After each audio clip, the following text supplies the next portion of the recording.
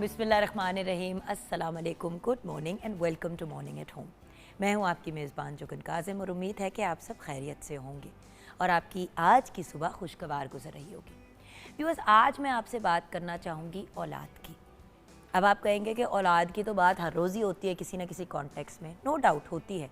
औलाद चीज़ ही ऐसी है, माँ बाप, औलाद, भाई बहन, हस्बैंड या वाइफ, ये ताल्लुक़ ऐसे होते हैं क्योंकि हम इनके साथ रहते हैं, हमारा इनके साथ कांस्टेंट इंटरेक्शन होता है, तो ऑब्वियसली बातचीत भी ज़्यादा इन्हीं लोगों की होती है जब हम अपनों से बात करते हैं। और आप लोगों से ज़्यादा मेरे अपने कौन होंगे जिनके साथ हर रोज़ लाइव मुलाकात होती है 2 घंटे की, मंडे टू फ्राइडे। व्यूअर्स, औलाद अल्लाह ताला की बहुत बड़ी नेमत है और इस नेमत को अंडरस्टैंड करना बड़ा इम्पॉर्टेंट है। सबसे पहले तो याद रखें कि अल्लाह ताला हर इंसान को साहिब औलाद नहीं करता। बहुत से ऐसे लोग हैं, और स्पेशली आजकल जब इतने मेडिकल इश्यूज़ और दूसरी प्रॉब्लम्स चल रही हैं, बहुत से लोगों के बच्चे होते ही नहीं हैं। सो अगर अल्लाह ताला ने आपको इतना खुशकिस्मत बनाया है कि आप साहिब औलाद हैं, तो फिर क्या हमारा फ़र्ज़ नहीं बनता कि हम उस औलाद की ज़िम्मेदारी को प्रॉपरली उठाएं और अपने बच्चों को प्रॉपर गाइडेंस दें और उनको प्रॉपर तरीके से आगे लेके चलें। अब कुछ कॉमन मिस्टेक्स हैं एज़ पेरेंट्स जो हम करते हैं। सबसे बड़ी और सबसे पहली बात तो ये कि जो सबसे पहला बच्चा होता है, जो फर्स्ट बॉर्न चाइल्ड होता है, हम अक्सर उसको बहुत ज़्यादा स्पॉइल करते हैं। एक, क्योंकि पहला बच्चा होता है तो हमें खुद भी नहीं समझ आ रही होती कि क्या करना है, तो एक्स्ट्रा लाड, एक्स्ट्रा स्पॉइल करना, खाना ज़्यादा खिलाना, लाडियाँ एक्स्ट्रा करना, उसकी वजह से अक्सर जो फर्स्ट बॉर्न चिल्ड्रन होते हैं, अगर आप उनको देखें तो उनका वेट भी ज़रा ज़्यादा होता है, थोड़े से वो ज़्यादा लाडू बच्चे होते हैं, थोड़े नखरीले ज़्यादा होते हैं। फिर जब सेकेंड या थर्ड बच्चा होता है तो पेरेंट्स थोड़े से इजी हो जाते हैं, लेकिन कुछ पेरेंट्स कॉन्स्टेंटली हेलीकॉप्टर पेरेंट्स होते हैं। अब हेलीकॉप्टर पेरेंट्स क्या होते हैं? जो बच्चों की हर चीज़ हर वक्त उनके सर के ऊपर सवार रहते हैं, हेलीकॉप्टर की तरह उनके सर के ऊपर घूम रहे होते हैं। क्या कर रहे हैं, किधर जा रहे हैं, किससे मिल रहे हैं, क्या खा रहे हो, क्या पी रहे हो, किस टाइम सोओगे। तो ये चीज़ें जो हैं एक एज पे तो ऑब्वियसली दे मेक सेंस जब बच्चे छोटे होते हैं, राइट, जब बच्चा न्यू बॉर्न होता है और एक सर्टन पॉइंट तक पहुंचता है। लेकिन एक वक्त के बाद बच्चों के ऊपर इतनी ज़्यादा निगरानी करना, पैरे देना, मेरा नहीं ख्याल कि कोई इतना सेंसिबल डिसीजन होता है, क्योंकि हम बच्चों को फिर इतना ज़्यादा सवाल जवाब का आदी कर देते हैं कि हमारे बच्चे जो हैं वो बहुत हद तक वो जो कहते हैं ना हेल्पलेस हो जाते हैं, उनको अपनी मदद आप करनी ही नहीं आती, हर चीज़ के लिए फिर पेरेंट्स पे डिपेंड करते हैं। और फिर एक उम्र आती है जब बच्चों ने इंडिपेंडेंट होना होता है और हम उनको इंडिपेंडेंट कर नहीं पाते क्योंकि हमें इतनी आदत होती है उनको कंट्रोल करने की।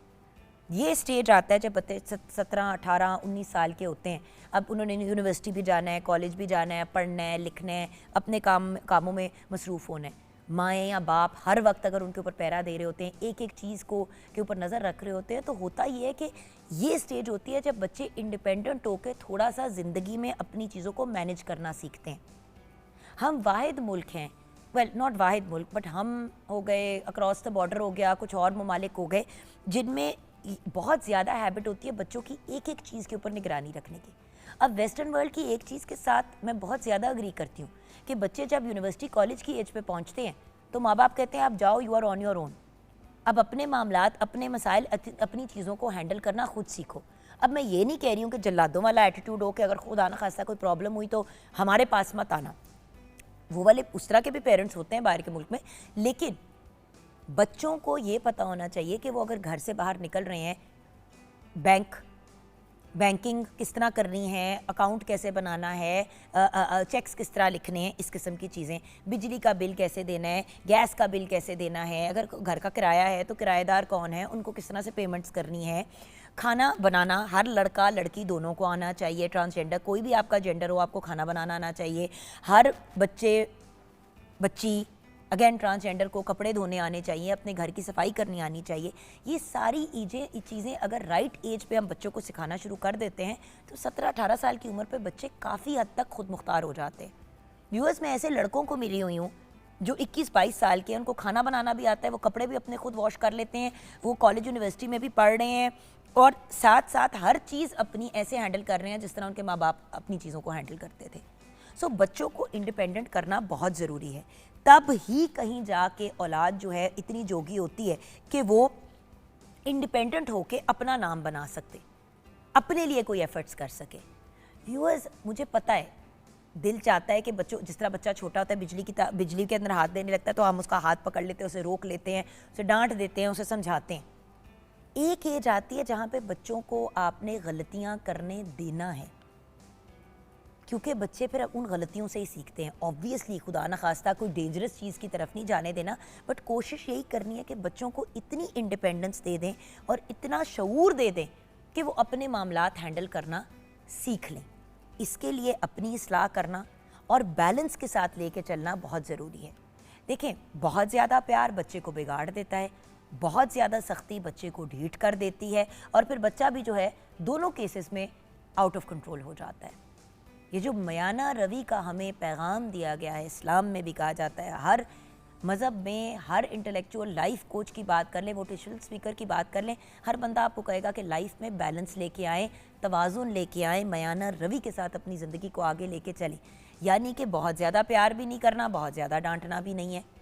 यस, बच्चों का तालीम याफ्ता होना ज़रूरी है, लेकिन अगर 24 घंटे बच्चे सिर्फ पढ़ाई के ऊपर फोकस करेंगे तो फिर को करिकुलर एक्टिविटीज़ जैसे कि एक्सरसाइज, यानी कि स्पोर्ट्स में इन्वॉल्व होना, या डिबेटिंग हो गई, या मतलब पोइट्री कॉम्पिटिशन्स हो गए, या स्कूल के अंदर डिफरेंट जो क्विज़ कॉम्पिटिशन्स होते हैं, उनमें फिर बच्चे किस तरह इन्वॉल्व होंगे।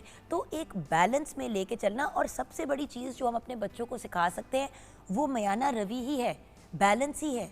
बच्चे अपने माँ बाप को देख के ही सीखते हैं। अगर हमारी ज़िंदगी बेतरतीबी मतलब तरतीब के बगैर चल रही है, कोई सीक्वेंस नहीं है, कोई स्केजुअल नहीं है, तो बच्चे भी वही चीज़ सीखेंगे।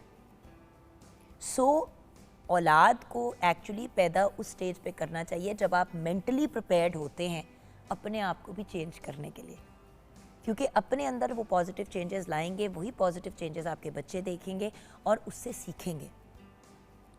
आप अपने बच्चों को कहते हैं कि सुबह टाइम से जागा करो, लेकिन हस्बैंड वाइफ जो हैं वो दोपहर को कहीं जागते हैं, तो बच्चे क्यों सुबह स्कूल के टाइम पे, राइट टाइम पे जाग के स्कूल जाएंगे? किसी ना किसी ने तो जाग के उनको तैयार करके रेडी करके भेजना है।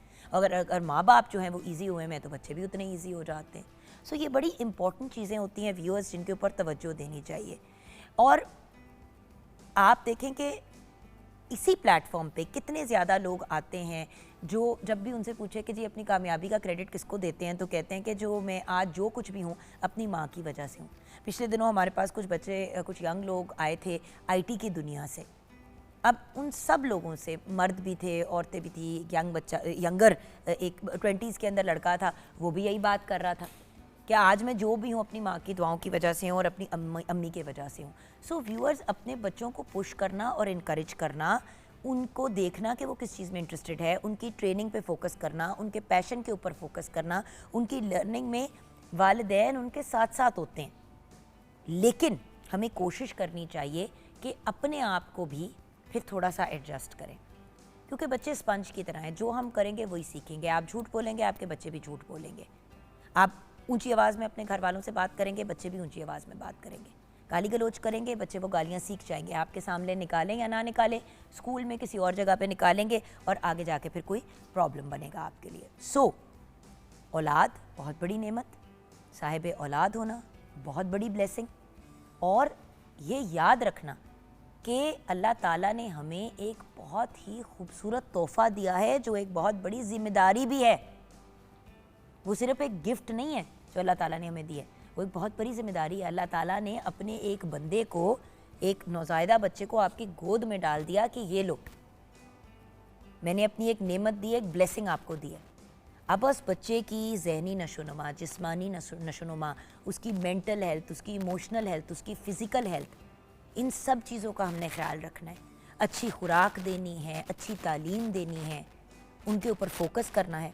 और मुझे पता है कि माँ बाप कभी कभी बहुत तंग आ जाते हैं बच्चों से, स्पेशली जब बच्चे टीन एज में आते हैं, बहुत तंग करते हैं। एडल्ट एज में कुछ लोगों के बच्चे बड़े तंग करते हैं, कुछ लोगों के बच्चे जब छोटे होते हैं मतलब कॉलिकी होते हैं, रोते रहते हैं, फिर जब ज़रा बड़े होते हैं तो चिड़चिड़े बच्चे होते हैं। बच्चों के डिफरेंट स्टेजेस आते हैं और डिफरेंट स्टेजेस पे डिफरेंट लेवल का तंग करते हैं।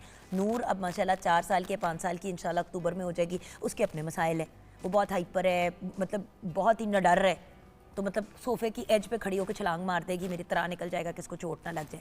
हसन जो है वो हर चीज़ पे आर्ग्यू करता है, वो 8 से 9 साल, अब 8 साल के हैं, वो 9 साल के हो जाएंगे इंशाल्लाह। उसकी हर बात पे आर्ग्यूमेंट होती है, हर चीज़ के ऊपर वो जवाब मांगता है कि ये चीज़ क्यों।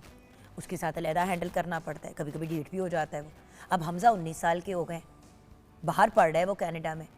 अब आजकल जब गर्मियों में की छुट्टियों में आए थे तो मुझे था इशू के बेटा रात के 12 बजे आप मंडलाते हुए घर नहीं आ सकते। तो फिर बाद में मुझे फैसल ने यही बात समझाई कि जुगन ठीक है रात के 12 बजे टेक्निकली उसको नहीं आना चाहिए, बट वो अकेले रहता है और जब वो पूरा साल अकेले कनाडा में रहता है तो अपनी मर्ज़ी से ही आता जाता है। तो अब इस स्टेज पे हमारे पास रहते हुए अगर हम उस पर पैरे लगा भी रहे हैं तो क्या फ़ायदा। आया हुए छुट्टियों में उसको एंजॉय करने तो बस अक्ल का इस्तेमाल करे, कोई ऊट पटांग काम ना करे, किसी गलत का एक्टिविटी में मुलविस ना हो, बाकी उसके अलावा उसको करने दो। फिर मुझे समझ आई कि हाँ सही कह रहे हैं फैसल, वो अकेला रहता है, वो अपने स्केड्यूल पे चलता है, मैं कितना को उसको ओवर डिसिप्लिन अब कर सकती हूँ। जितनी मैंने उसकी तरबियत करनी थी अब मैंने कर दी है। अब गाइडेंस दे सकती हूँ, पैरे नहीं दे सकती। उल्टा बच्चा मतलब इतना डिसहार्ट हो जाए कि अगली बार वो गर्मियों की छुट्टियों में आई ना कि यहाँ पे तो आके मुझे सांस नहीं लेने देते तो मैं वहीं पे ठीक हूँ। तो व्यूअर्स, अगर औलाद को पालना इतना आसान काम होता तो क्या माँ बाप के पैरों तले, माँ के पैरों तले जन्नत और बाप को जन्नत का दरवाज़ा बनाते?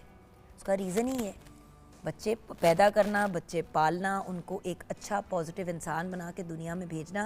व्यूअर्स, ये बहुत बड़ा काम है और ये बहुत मुश्किल काम है और अल्लाह ताला हम सब को इतनी मतलब हिम्मत दे कि हम लोग अच्छे पेरेंट्स बन सकें, जहाँ पे हम औलाद से उम्मीद रखते हैं कि वो अच्छे बच्चे बने और वो हमारा साथ दें और वो कामयाब हों, तो बच्चे भी हमारा नाम रोशन कर सकते हैं, हमारे लिए कामयाबी का बायस बन सकते हैं, हमारी फैमिलीज़ को इज़्ज़त दे सकते हैं।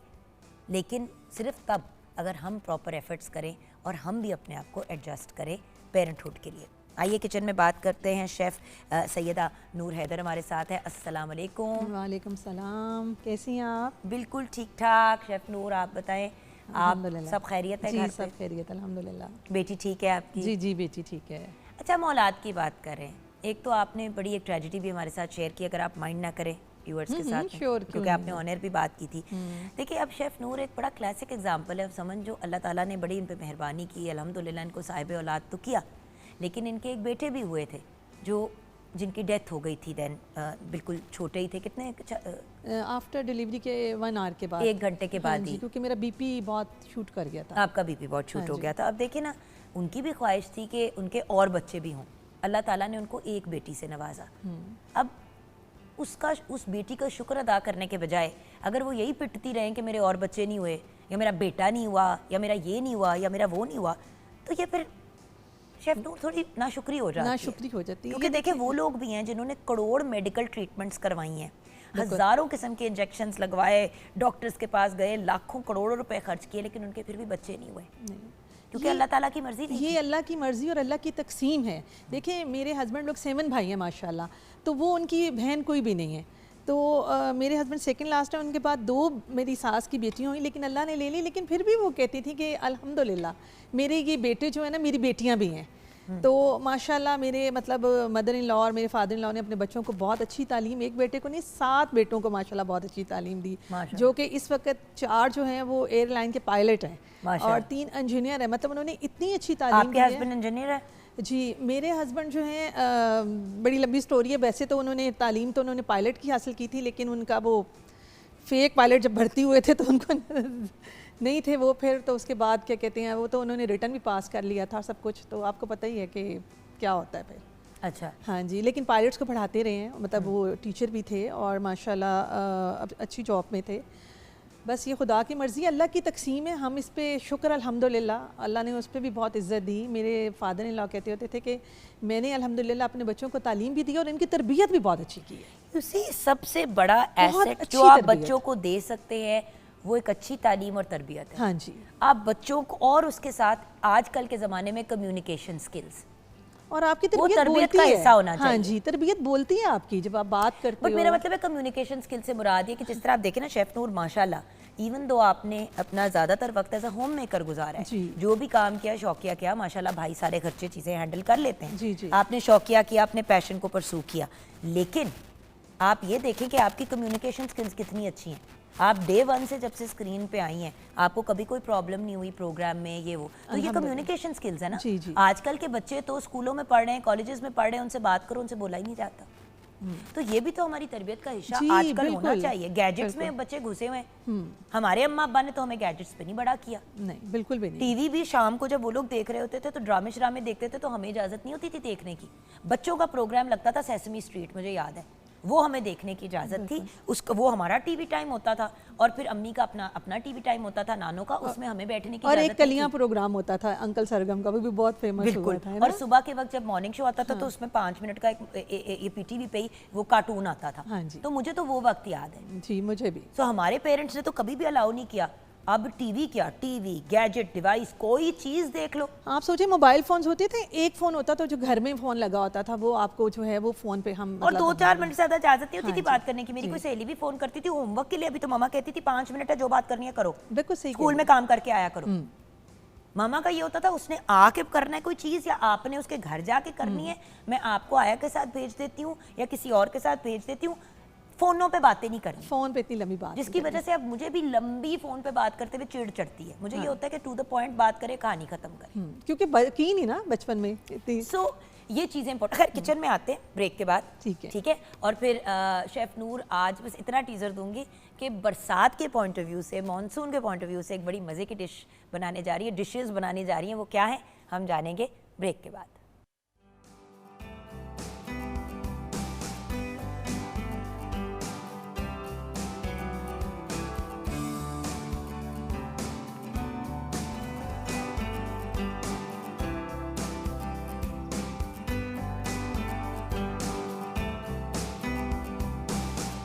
Welcome back from the break viewers. आज कुछ बड़ा ही मज़े का बनने जा रहा है किचन के अंदर, और शेफ़ नूर बड़े ज़ोरों खरोश के साथ तेल उल्टा रही हैं। लाइए जी, मैं आपका ये काम कर देती हूँ। मुझे लग रहा है सारा ही तेल डालना पड़ेगा, राइट? नहीं, थोड़ा सा बचाएंगे हम नेक्स्ट के लिए। अच्छा, आपने बचाना दिया थोड़ा सा। अच्छा जी, हम ऑयल इतना करोड़ क्यों डाल रहे हैं? हम तो प्रोग्राम पे कहते हैं कि सेहतमंद जिंदगी गुजारें। जी, हम बना रहे हैं जी आज डिफरेंट टाइप ऑफ कितना सेव करूं इतना या? हाँ जी, बस ठीक है, डन हो गया। तो ये हमारा आ गया ऑयल। अब ऑयल हम गरम कर रहे हैं, तो बना क्या रहे हैं? हम पकौड़े बना रहे हैं जी, डिफरेंट टाइप ऑफ पकौड़े हम बना रहे हैं। मिक्स पकौड़ा और बैंगन के पकौड़े, आलू के पकौड़े और मिर्चें भरी हुई। ठीक है, क्या बात है। तो अब हम सबसे पहले कौन सी रेसिपी शेयर करेंगे? मेरे ज़िम्मे कोई काम लगाना है? जी, आपने अभी मैं इसको बैटर को बनाती हूँ और आपने पकौड़े फ्राई करने हैं। ये हमारे पास बेसन है और हमने सारी इसमें वेजिटेबल डाल दी हैं, जिसमें हमारे पास पालक है, प्याज है, आलू है और सब्ज़ मिर्चें हैं। आलू को हमने बिल्कुल थिन स्लाइसिस में जो है हमने इसको काटना है। ठीक है। अच्छा, तो आप यूजुअली लोग क्या करते हैं, उसकी पहले लेप सी बना के फिर उसके अंदर सब्जियां डालते हैं? नहीं, क्योंकि हमने सब्जी ज़्यादा डालनी है और हमने बेसन कम डालना है। अच्छा, ओके। तो ये हमने कर लिया मिक्स। हाँ जी, अब इसके अंदर और क्या डाल देंगे हम इसमें? अच्छा, आप पकौड़ा मिक्स नहीं यूज़ करती? नहीं यूज़ करती। असल में पता है, पकौड़ा मिक्स का वो वाला कभी फ्लेवर नहीं आता जो असल घर पे बने हुए पकौड़ों का होता है। अच्छा, इसमें धड़ा मिर्च? जी, इसमें धड़ा मिर्च डलेगी, नमक डलेगा जी। इतने मिर्चों वाले ना बनाना कि सांस ही रुक जाए हमारा। नहीं, हाँ जी, आप फिक्र नहीं करें। अच्छा, एक और चीज़ प्लीज़, जो पकौड़े बनाते हैं आप लोग घरों में इतनी मिर्चें ना डाला करें। मैं बड़े शौक से खाती हूँ, तो अगर मुझे बुलाना है घर पकौड़े खिलाने के लिए, इतनी मिर्चें नहीं डालनी कि मुझे कहते हैं मत ही वज जाए। अब ये थोड़ा सा नमक को थोड़ा हाथ में डाल के ना ज़रा इसको हाथ से करना, क्योंकि इसके ना आजकल नमक बहुत सीला सीला होके ना चिपकू हो गया है। ये मैं करती भी वो दूसरा वाला हूँ ना, पैकेट्स वाला वो नहीं करती, ये जो खुला नमक होता है वो वाला यूज़ करती हूँ, लाहौरी नमक। अच्छा जी। और इसमें डलेगा जी अनारदाना, क्रश हुआ। हाँ जी, क्रश हुआ हुआ। और दूसरे जो हम सादे पकोड़े बनाएंगे उसमें हम डालेंगे इमली का पल्प। अच्छा जी, हमने गार्लिक भी डाल दिया, अंदर डाल सकते हैं? जी, ये ले, हमने भुना हुआ जीरा, भुना हुआ डाल लें, सादा डाल लें, ये आपकी अपनी मर्जी है। ठीक है जी। थोड़ा सा हम जीरा पाउडर भी डालेंगे, ये भुना। आप तो अंदाजे लगा के डाल रही हैं, आपने भी हमारे व्यूअर्स को जी, वो मैं प्रॉपर रेसिपी बतानी है। अच्छा, हाँ जी, प्रॉपर रेसिपी। गरम मसाला? नहीं, ये क्या है? ये जीरा भुना हुआ पाउडर है। पाउडर, हाँ जी, ठीक है। ये हमने डाल लिया और अब हम इसको जो है वो पानी, दैट्स इट। इसमें कोई baking powder, baking soda type चीज़ नहीं डलती? नहीं, क्योंकि फिर वो जो है ना वो सौगी हो जाते हैं, हम उसमें डालेंगे लग रहा है बेसन डाल देंगे, वाला कप वाला। हाँ जी, पूरा ही? कप वाला डाले। ये देखें, एक्चुअली तो मैं बताऊं पकौड़े सही इसी तरह ही बनते हैं, हाथ से मिक्स डालें करके। डालें हाँ, बेसन, तभी उसका फ्लेवर आएगा ना। ये ले, हो गया। नहीं थोड़ा सा पतला है। अभी भी पतला है।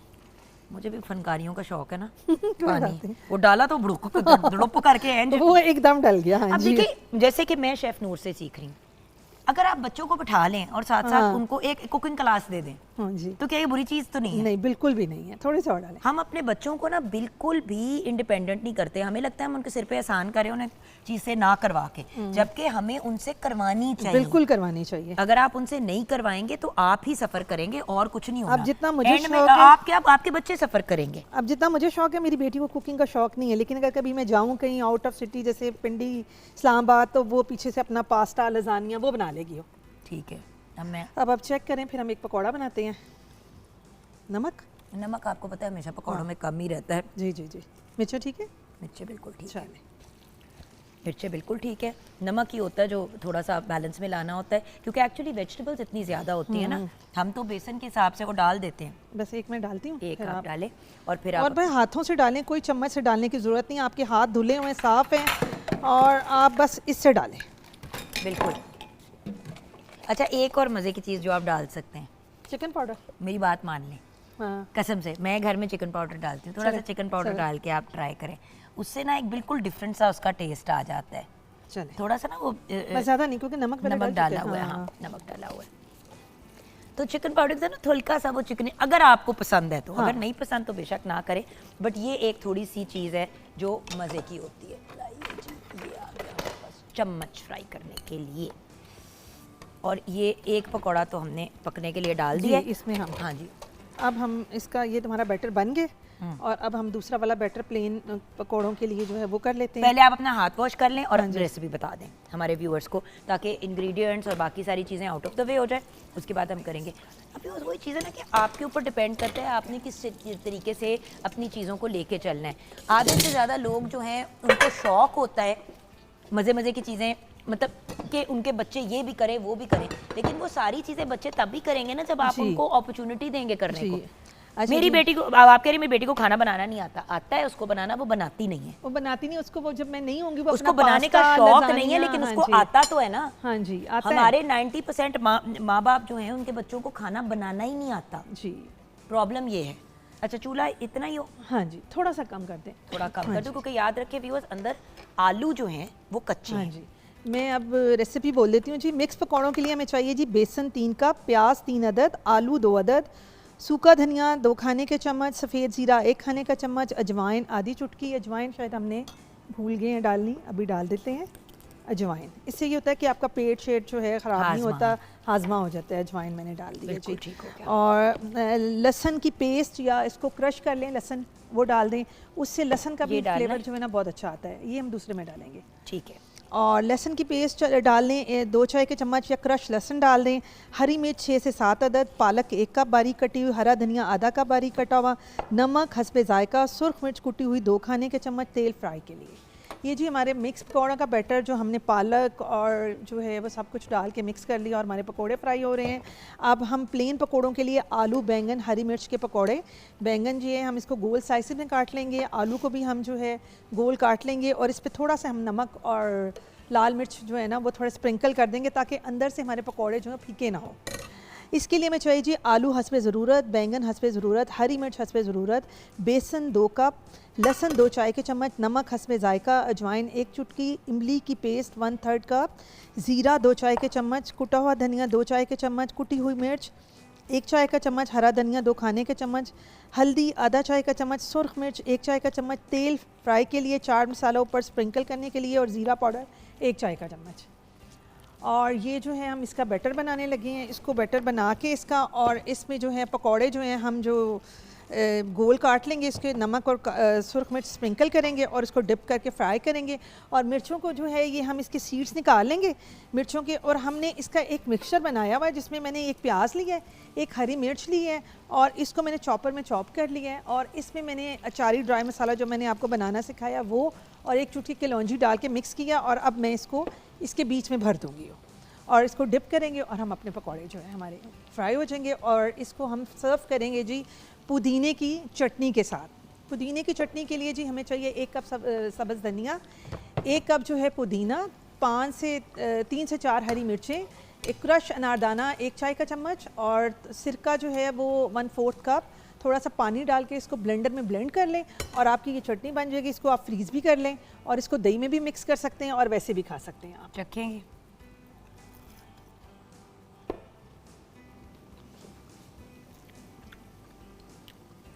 थोड़ा नमक कम था तो मैंने डाल दिया।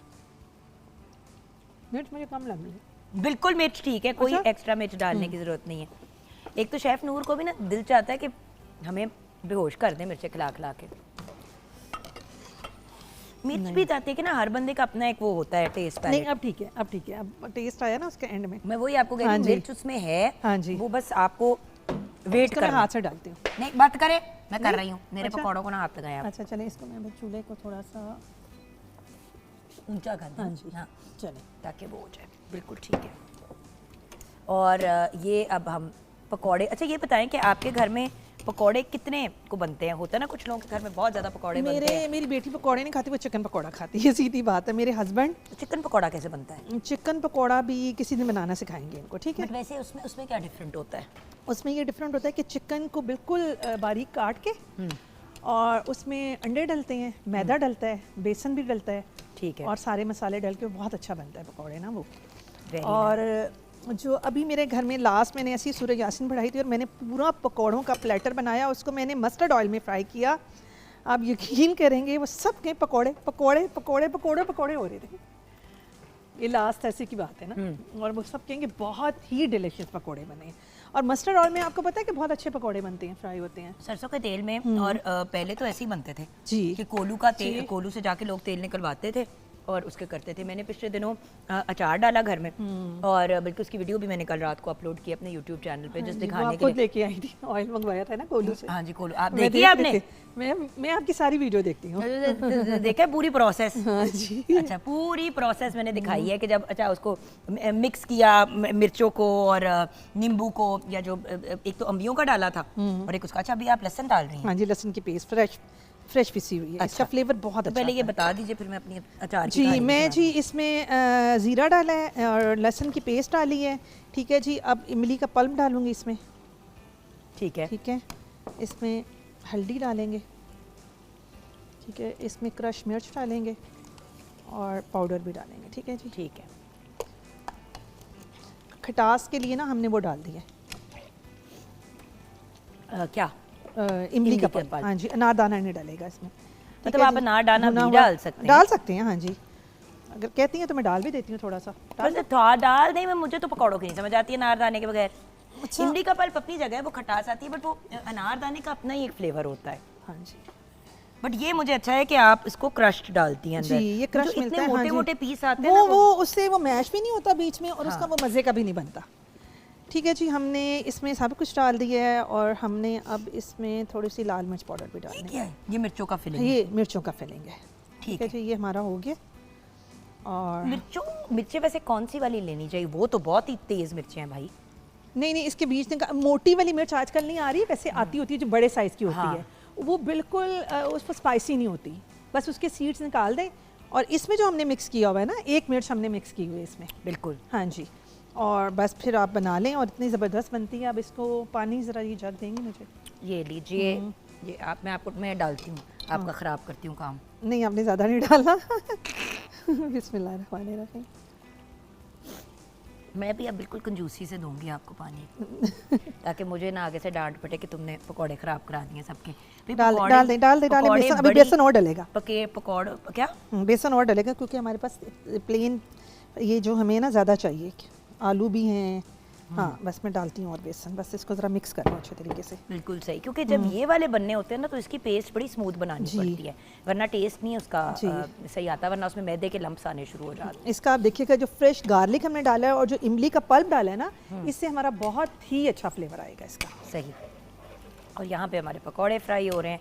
मैं हमेशा वैसे ये करती हूँ कि जब घर में मुख्तलिफ किस्म के पकौड़े बनने होते हैं तो मैं 2 कढ़ाइयाँ रख देती हूँ। अच्छा, साथ साथ वो भी डाल दी जाती है, साथ साथ पानी वो भी, दूँ और? हाँ। नहीं, अभी नहीं। अभी थोड़ा सा इसको ना ये देखें ज़रा फेंट रही हूँ। फेंटना है। बट ऑब्वियसली आप लोग अगर घर पे बना रहे हैं तो आप ग्लव्स भी यूज़ कर सकते हैं, मतलब जिसमें भी आप ज़्यादा कंफर्टेबल हैं। नहीं अगर मैं तो इसी में, क्योंकि मुझे ना होता ये ना है कि मैं हाइजीन हाथ, का लोग हाँ जी, कमेंट करते हैं, तो मेरा ये होता है कि नहीं जी मेरे hygiene हाथ के- बहुत दफ़ा धुले हैं भाई, मैं तो इतनी दफ़ा धोती हूँ कि मेरे हाथ आप देख लें इसका हाँ। कलर ख़राब हो गया है कि मैं इतने हाथ धोती हूँ, घर में भी यही काम है मेरा। नहीं बट वो तो आपको पता है ना, काम ही ऐसा है कि उसमें अगर बंदे के हाथ साफ ना हो तो सारा बैक्टीरिया जो है जी। वो खाने में जाता मैं है। तो पता नहीं कितनी दफ़ा धोती हूँ, और घर में अपनी मेड्स को भी पता नहीं इतनी दफ़ा धुलाती हूँ, बाज़ दफ़ा तो उन्हें गुस्सा ही आ हाथ जाता है। धोना तो बहुत अच्छी बात है नहीं, यार। उन्हें गुस्सा कोविड आ के जाता है। दौरान मुझे एक बात बताएं, किसने, हम सबको हाथ धोते हुए कोई प्रॉब्लम नहीं होती थी, मतलब अल्लाह माफ़ी दे, जब तक बीमारी नहीं आती तब तक हम लोग को एहसास नहीं होता कि कौन सी चीज़ वो ज़रूरी उनको है। एक है हमारी ज़रा, खैर वो बूढ़ी भी हो गई हैं, मैं उनको कुछ नहीं कहूँगी, वो उनको होता है कितनी दफ़ा हाथ धुलाती हो, बाहर से भी धो के आए हैं। मैंने कहा नहीं अब आप अंदर से धोएं, क्योंकि आप बाहर से धो के दरवाजे को हाथ लगाया धुलाओगी हम मासूमों के? कहती है दरवाजे को, मैंने कहा हाथ लगाया, देखिए उसमें झाड़ू वाले हाथ भी लगते हैं, पोछे वाले भी लगते हैं, जब आप बाहर जाते हैं खोलने के लिए, तो मैंने कहा नहीं आप धोएं। नहीं बट ये इम्पोर्टेंट चीज़ है यार। देखो कुछ चीज़ें होती हैं जो हमारे बड़े भी अगर गलत कर रहे हो तो हमें गाइडेंस देनी चाहिए। अब देखिए ना, बहुत से लोग ऐसा करते हैं कि खुद बड़ी एहतियात करते हैं, जो घर में उनके काम करने के लिए पापा उन्होंने रखी होती है या कोई बंदी होती है, वो सारे के सारे जो है काम उसके ऑपोजिट कर रही होती है जो आप कर रहे होते हो। हाँ जी, फिर आप हैरान नहीं होते अब हो कि उनको कोई बीमार ये क्यों हो हुआ। गया। हाँ जी, मैं तो कहती हूँ कि हाथ आप धो के खाना बनाएं और हर चीज़ को धो के इस्तेमाल करें, तो कभी भी आप बीमार नहीं हो सकती। अच्छा एक मेरी रिक्वेस्ट है, अगर फॉर एग्जांपल आप लोगों ने फैसला कर ही लिया है कि आज आपने पकौड़े खाने हैं हमें देख के, तो मेरी रिक्वेस्ट है कि फिर जैसे कि लंच के टाइम पे पकौड़े खा लें हाँ जी, एज योर लंच, बिल्कुल। रादर देन आप चाय के टाइम पे भी पकौड़े बनाएं। फिर मतलब आप समझ रहे हो ना कि उससे कैलोरीज बहुत ज़्यादा हो जाती है, तो फिर अपने एक टाइम का खाना ज़रा हल्का कर लें, इसको वन टाइम की अपनी मील बना लें। अब जैसे कि ये पकौड़े देखें इतने क्रिस्पी हो गए हैं, निकाल लूँ इनको मैं? जी, निकाल ये लो। देखिए निकालिए, बिल्कुल बिल्कुल ये परफेक्ट कलर है व्यूअर्स। इससे ज़्यादा जब आप डार्क जाते हैं ना तो उनका कड़वाहट आनी शुरू हो जाती है उसके अंदर, पकौड़े के अंदर। तो इस चीज़ का भी ख्याल रखना है कि टू मैनी जो है ना एट द सेम टाइम, एक तो इतने पकौड़े डालें कि वो एक दूसरे को चिपके ना और सेपरेट सेपरेट बने। अब ये देखें ना, इतने क्रिस्पी इतने मज़े के पकौड़े बने हैं, आप इंजॉय करें और जैसे जैसे गरम गरम बनते हैं सब घर वाले उनको इंजॉय करें। I mean it's not that difficult to do. खैर मैं बाकी के पकौड़े बना रही हूँ, तब तक आप लोग ब्रेक की तरफ जाएं। ब्रेक के बाद जब वापस आएंगे तो एक हमने औलाद की बात की, टैलेंट की बात की, तो एक बहुत ही टैलेंटेड यंग बच्चा अभी हमें ब्रेक के बाद ज्वाइन करेगा, उनके पेरेंट्स भी ज्वाइन करेंगे और उनकी उस बच्चे की अचीवमेंट सुन के व्यूअर्स आप हैरान हो जाएंगे। और आज वो हमें ऑन एयर लाइव पियानो भी बजाना बताएंगे, सिखाएंगे भी और सुनाएंगे भी। तो ब्रेक के बाद वापस आएंगे, आप हमारे साथ रहिएगा।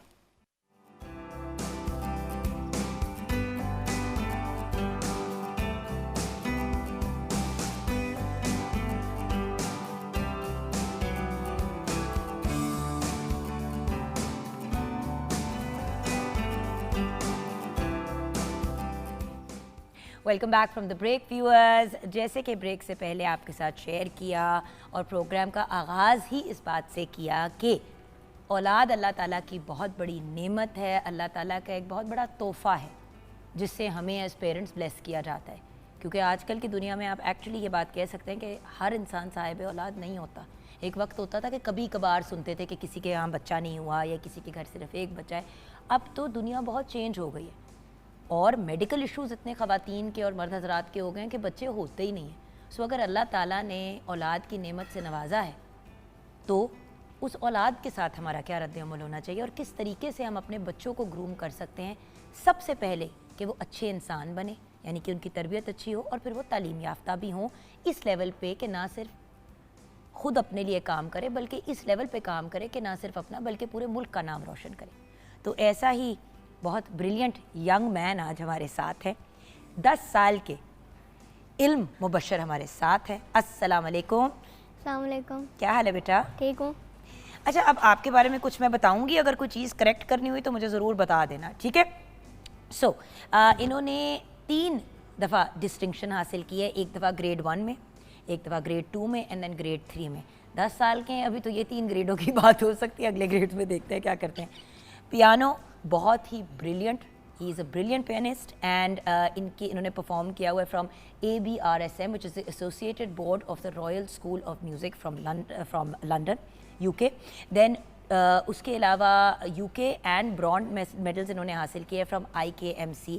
अब ये सारी टेक्निकल बातें इनके अब्बा में समझाएंगे, क्योंकि ये चीज़ों के नाम लेते हुए मुश्किल हो रही है। तो आप ये सोचें कि जिस बच्चे ने की है वो कितना को ब्रिलियंट यंग मैन होगा। लेकिन इल्म की इस उम्र पे सक्सेस का क्रेडिट आप पेरेंट्स को ही देते हैं। ऑब्वियसली इल्म का एफर्ट है, he is a brilliant young man, we are very very proud of him, माशाल्लाह माशाल्लाह माशाल्लाह। लेकिन माँ बाप ने मेहनत की है तो हमारे यंग मैन यहाँ पे पहुँचे हैं ना। अगर इनको इनकरेज ना किया होता, पुश ना किया होता, सिरे ना पकड़े होते, बच्चे तो बड़ी 100 चीज़ों में इंटरेस्ट शो करते हैं, जब तक माँ बाप उस पर फोकस नहीं करते हैं और एफर्ट नहीं करते हैं तो बच्चे कहाँ परसू कर पाते हैं। तो आइए मिलते हैं उन ब्रिलियंट माँ बाप से जिन्होंने इतना ब्रिलियंट बच्चा इस दुनिया को दिया, और देखें कि खुद कितने ब्रिलियंट है माशाल्लाह। Mubashar Pasha certified audio engineer भी हैं, ऑपरेशंस मैनेजर हैं एट अ टेक्सटाइल यूनिट। अस्सलाम वालेकुम। वालेकुम सलाम। क्या हाल है मुबशर भाई? बेहतरीन बेहतरीन बेहतरीन ही होंगे माशाल्लाह, काम भी अच्छा चल रहा है, बीवी भी माशाल्लाह एक सक्सेस स्टोरी, पावर कपल हो तो बच्चा भी इतना कामयाब, तो अच्छे ही होंगे। जी बिल्कुल ऐसे अच्छे ना हो तो हम हैरान होंगे बट माशाल्लाह माशाल्लाह अल्लाह हमेशा आप लोगों को कामयाबियों से नवाजे, आप तीनों को, आपके पूरे ख़ानदान को, और आपको सेहत वाली लंबी ज़िंदगी अता करे, आमीन। एंड देन प्यारी सी मरियम मुमताज़ हमारे साथ हैं जो प्रॉपर इस वक्त अपनी एनको के साथ उस्तानियों की तरह मुझे देख रही हैं। यार मरियम क्या हो गया? सही नजर आए इसलिए दूर से। नहीं बड़ी अच्छी लग रही हो, शुक्र है एनके पहनी है। मैं खुद भी एनके अक्सर पहन के प्रोग्राम करती हूँ क्योंकि मेरी आई फास्ट साइटेड, मुझे नजर ही नहीं आता। सो द पॉइंट इज अक्सर जब मैं बात कर रही होती हूँ तो मैं ऐसे करके देख रही होती हूँ, तो मुझे लोग कहते हैं क्या कर रही है, मैं कहती हूँ नजर नहीं आता, बट एनके पहनती हूँ तो डांट पिटती है। पहन लो पहन लो पहन लो, तंग कर रही थी। ग्राफिक डिजाइनर है माशाल्लाह से। आप ज़ाहिर ही जिस बंदे का ग्राफिक डिजाइनिंग का काम होता है उसका बड़ा फोकस और तवज्जो का काम होता है, plus CEO of a textile company. तो मुझे बताएं इनसे ज़्यादा दोनों से मसरूफ़ कौन होगा? लेकिन बच्चे के लिए फिर भी वक्त निकाला और बच्चे को इस लेवल पे लेके आए। तो आज के बाद मुझे किसी ने कहा ना कि हमारे पास टाइम नहीं होता, तो मेरे से बुरा कोई नहीं होगा, क्योंकि इन दोनों के पास 100% टाइम नहीं है। राइट के रॉन्ग बशर भाई? बिल्कुल डेफिनेटली टाइम निकालते हैं, और उस टाइम निकालने की वजह जो है वो जो मदर है Mariam, it's because of her के आई गेट द टाइम, क्योंकि बाकी सारी चीज़ें ये हैंडल कर लेती हैं, बच्चे को स्कूल लाना ले जाना, खाना पीना, उसका होमवर्क वगैरह, everything. How many children do you have माशाल्लाह से? I have 2 children, my elder one is in university, और it's from my first marriage. वो जिस तरह हमजा मेरे first marriage is more like a friend with her, तो they have a very good relationship. Mariam कुछ है ही ऐसी, जी हाँ बिल्कुल। हर दिल अजीज। एक बंदा होता है ना जिसका, एक बंदा होता है हर घर में जिसके सब फैन होते हैं, मुझे लगता है मरियम जी वो वाली हैं। बिल्कुल ऐसे ही। अच्छा, तो एक वो है और देन इल्म है। ये इल्म है माशाल्लाह। और eldest child is a son और a daughter? The eldest is a son as well. As a son as Yeah. तो वो यूनिवर्सिटी में। Yeah. अच्छा, अब मुझे ये बताइए कि माशाल्लाह वो तो यूनिवर्सिटी में, अब सेकंड टाइम आप भी मेरी तरह सेकंड राउंड में हैं, क्योंकि हसन है नूर 8 साल एंड 4 साल, ठीक। तो मेरा भी राउंड 2 चल रहा है। बिल्कुल। इल्म भी राउंड 2 आपके लिए। बिल्कुल। लेकिन इल्म के अंदर कुछ खास सलाहियत है, कुछ डिफरेंट है, क्योंकि इल्म इज़ माशाल्लाह not like everyone else, he is different, he is unique, और हम सबको हमारी यूनिकनेसेस ही होती हैं जो हमें डिफरेंट बनाती हैं, राइट? सो मरियम जी, आपसे एज अ मदर इनिशियली आपने कब रियलाइज़ किया कि इल्म में कुछ मुख्तलिफ है? एक्चुअली जब ये 2.5 साल का था ना, तो हमारे घर का माहौल वैसे ही बड़ा एक डिफरेंट सा था। कोई टीवी शीवी बहुत ही कम देखना, बुक्स भी हैं, चीज़ें, कंप्यूटर्स वगैरह। He started taking interest in mathematical digits. 2.5 साल में ही इसको, वो नोट देखता था तो वो नोट उर्दू में गिनती देखता था और मुझे बताता था, जो अपनी टूटी फूटी जो भी स्टार्ट हुई कि 5 5 5 के उसके सिक्के पे बना हुआ है, इस तरह की बात वहाँ से स्टार्ट हुई। अच्छा, ये इसमें आपका अमल दखल नहीं था कोई? नहीं, मेरा कोई नहीं था। मुझे आई थिंक क्योंकि वो घर में बहुत से देखता लोग ही कहते है हैं ना, हम अपने बच्चों को बैठ के सिखाते थे, कराते, क्योंकि ऐसे भी हमने हाई अचीवर्स देखे जिनके पेरेंट्स ने कहा कि ये 6 माह का ही था तो हमने इसको ये कहना शुरू कर दिया, ये 6 माह की थी तो हमने ये करना, तो ये नेचुरली इन्वॉल्व। आई थिंक इसमें बहुत ज़्यादा वही, अगेन घर के माहौल की बात भी बहुत ज़्यादा होती है कि घर में हम लोग किस तरह आपस में रह रहे हैं, क्या बातचीत हो रही है सारा। और उसमें मुझे जब ये पता लगा कि अच्छा इसमें मैथमेटिक्स का इसको ज़रा शौक है, परसेंटेज का निशान, एक्सक्लेमेशन का निशान, क्वेश्चन मार्क का निशान, उससे इसको थोड़ा इंटरेस्ट होना शुरू हुआ। फिर उसके बाद देन आई रियलाइज़ कि जब ये 3 साल का था, मैंने कहा अच्छा इसको फ्लैग्स का बताते हैं। तो मैंने सोमालिया का फ्लैग, उस पर एक स्टार बना होता है और एक ब्लू कलर का होता है, मैंने कहा ओके ये सोमालिया का फ्लैग है।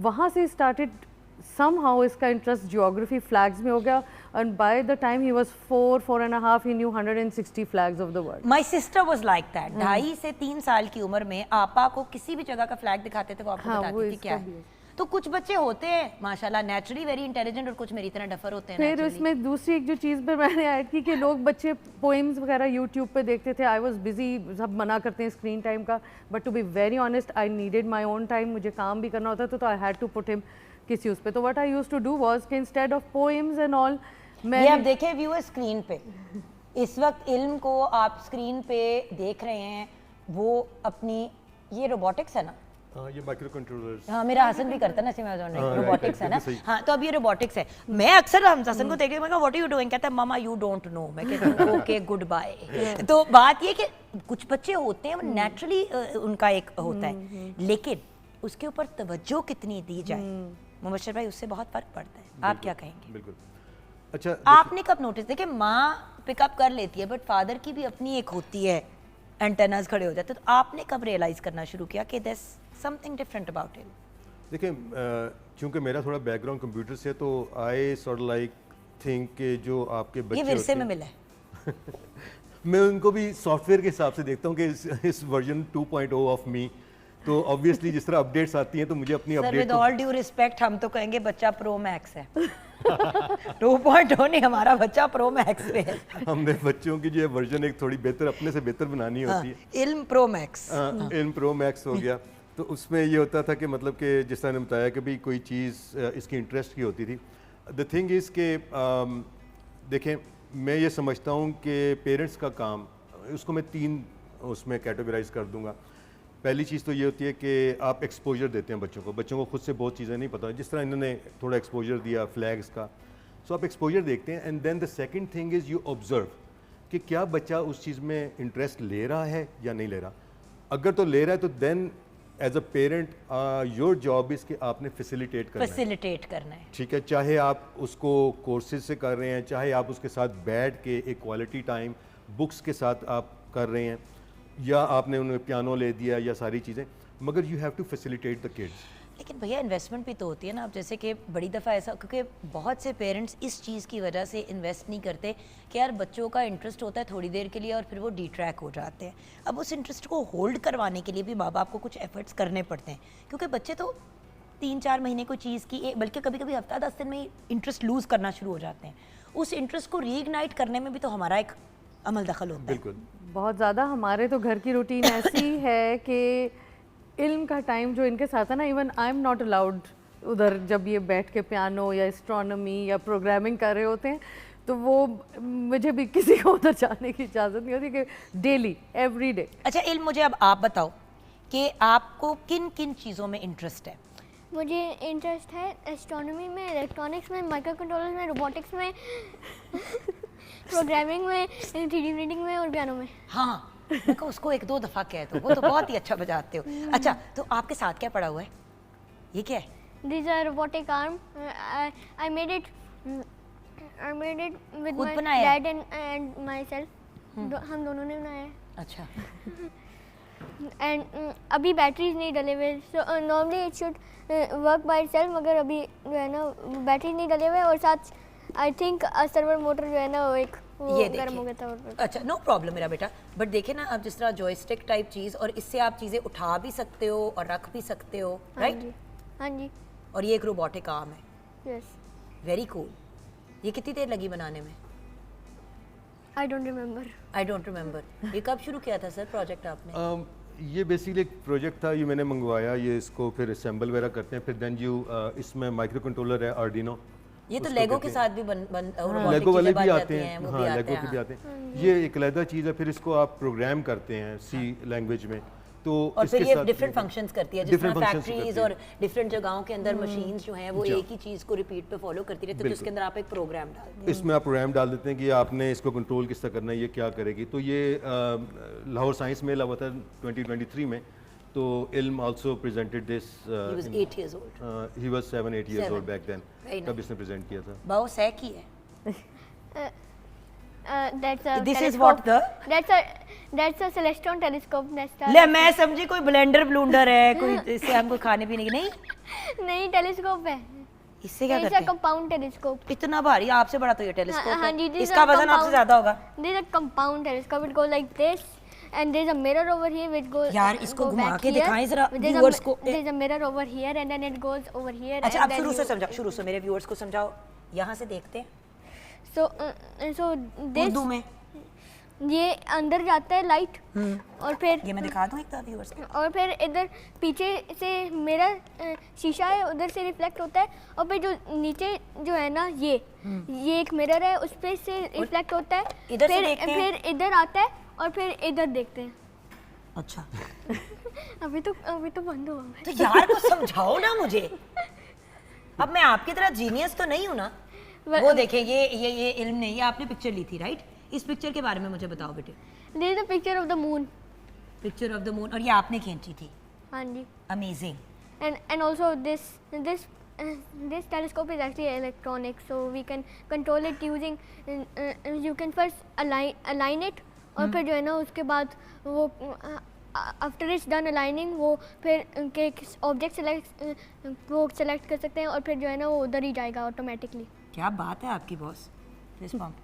नाइस। अच्छा, अब आ जाओ, मुझे ज़रा पियानो का भी बता दो यार, कुछ बजा के ही सुना दो। क्या सुनाओगे आज? उसको आदत है बहुत ही महज़्ज़ब और आप जनाब वाले पेरेंट्स को, उसको एक जंगली सी फूफी खाला मिल गई है, उसको समझ नहीं आ रही है कि वो क्या करे। कभी मुझे मेरे बच्चों के साथ देखा करे, घर वाले कहते हैं उनसे ज़्यादा तो तुम शोर मचा रही होती हो, तो टिक के बैठ जाओ। सर, अब आप क्या सुनाएंगे हमें? Interstellar with a mix of furries. Good luck boss.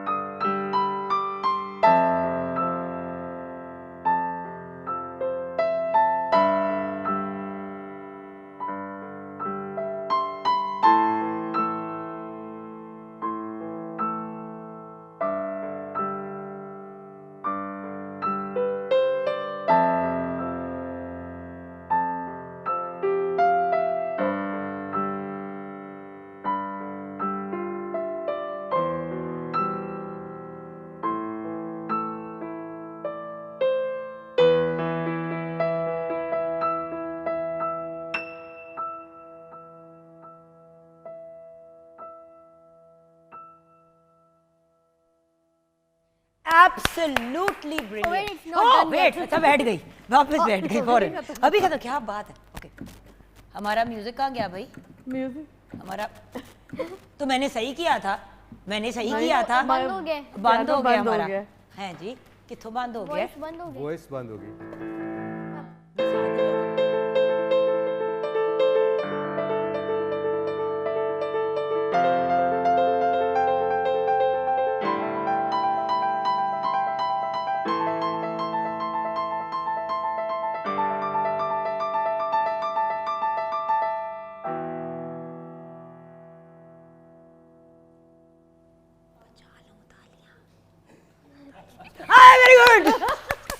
मैंने पूछा, मैं कहा बजा लूँ ताली अब फिर बेइज्जती ना हो जाए।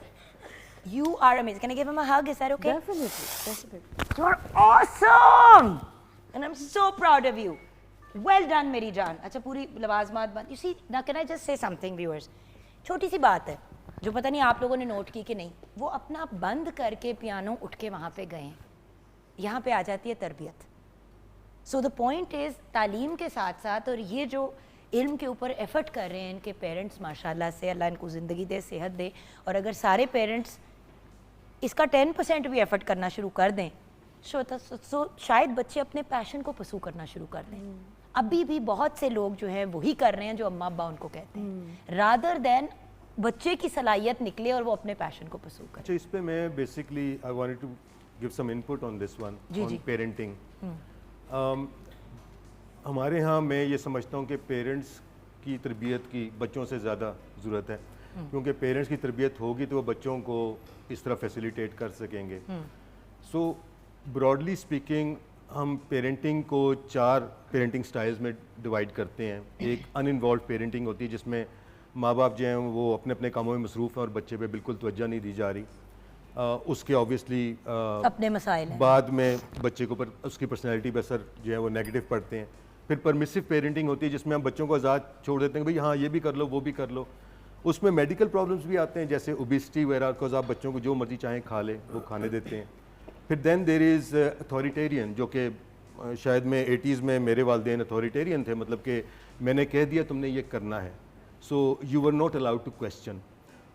इनमें सबसे बेहतर जो है वो 4th स्टाइल ऑफ पेरेंटिंग है, विच इज़ अथॉरिटेटिव पेरेंटिंग, जिसमें ये होता है कि you guide your child, you facilitate them and you let them make the decisions and they're educated enough to make the right decisions. So you just have to type parenting styles on Google, आप करें, उसमें ये पूरे आ जाते हैं और देखें कि आप कौन से स्टाइल में आते हैं और how can you as a parent change yourself to a authoritative parenting style. आप क्या कहेंगे मरीम इसी चीज़ के बारे में, क्योंकि अब हमने अपने सेगमेंट को क्लोज़ करने की तरफ जाना है और बहुत ज़ोर की फरमाइश आई है कि इल्म से मज़ीद कुछ हम सुने।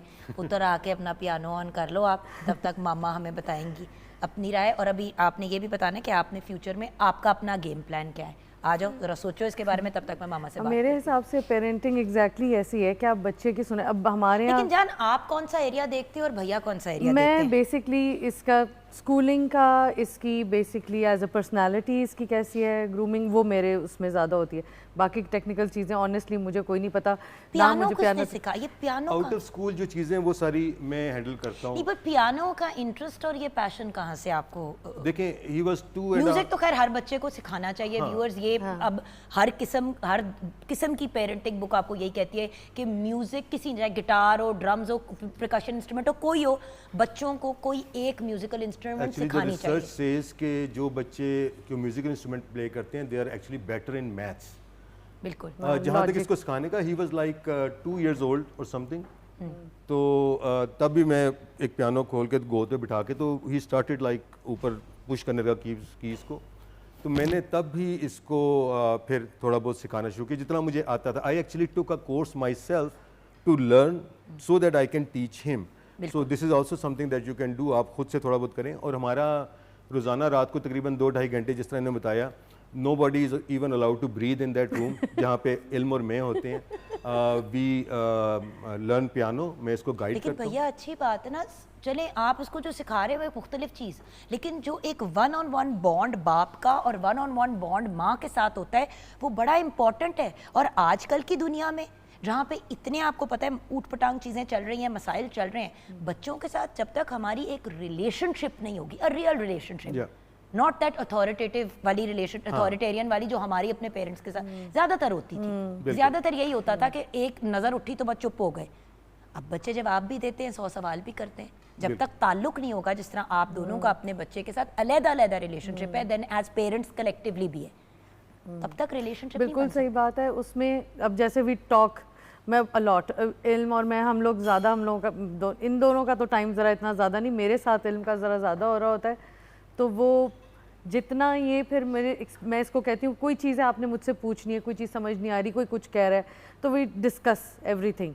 किसी उस पर अच्छा फलाने के साथ हो गया, डेली न्यूज़ में कुछ हो गया रिगार्डिंग एनीथिंग, कोई भी न्यूज़ चल रही है, कोई खुदा ना खास्ता कोई उस पर, तो उससे एक डिफरेंट किस्म की एक लर्निंग भी है, थोड़ा उसको भी पता लग जाता है अच्छा ये वैसे हुआ था तो मैंने ऐसे नहीं करना। तो इस तरह की भी हमारी, इट्स ऑल अबाउट कि आप जितना बच्चे के साथ डिस्कस करेंगे उसके हिसाब से रहेंगे, बजाय इसके कि गुस्से से आप उसको मना करें, डांट रहे हैं। इसका स्क्रीन टाइम कभी ज़्यादा होता है तो मैं इसको ये कहती हूँ अच्छा ठीक है आप ये करो, तो हम ये नहीं फिर करेंगे, फिर आपने खुद ही मुझे सजेस्ट करना है कि हम किस तरह इसको कम करें। तो he comes up with his own solutions कि अच्छा हम इस तरह कर सकते हैं, मुझे ऐसे कर सकते हैं, वैसे कर सकते हैं। इन्होंने एक बड़ा इंपॉर्टेंट पॉइंट रेज किया कि हम भूल जाते हैं कि औलाद भी इंसान है, वो सिर्फ हमारी, मतलब हम जब वो एडल्ट्स हो जाते हैं तो तब उनसे बात उस तरह से करना शुरू हो जाते हैं जैसे वो एडल्ट। जब बच्चा बिल्कुल छोटा गोद में भी होता है तो वो एक इंसान है, उससे इतना राइट तो दे कि वो अपनी पसंद नापसंद, अपना ओपिनियन, वो एक मुकम्मल इंसान कैसे बनेगा अगर आप उसको उसकी बेस ही स्ट्रांग नहीं करेंगे। सो इट्स वेरी इंपॉर्टेंट कि आप एजेंसी बच्चे को दें rather than keeping the agency yourself. Thank you so much for joining us and thank you for being such brilliant examples for all of us. Thank you so much for inviting us. Okay, so mister इल्म से अब हम ये जानेंगे कि मेरी जान आज देखकर खड़े हो जाओ, जरा हमारे व्यूअर्स को बताओ कि आपका अब प्लान क्या है, आगे क्या करना है लाइफ में?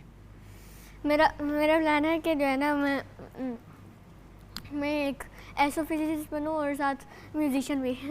Nice, okay, great. सो अब आप हमें सुनाओगे क्या हमारे प्रोग्राम, अपने सेगमेंट को कैसे क्लोज करोगे? What are you going to now perform? Ending part of crowdscapes. Done. अब मैं तालियां नहीं बजाऊंगी, ठीक है? ठीक है। वरना मुझे डांट पड़ जाती है। आ जाओ।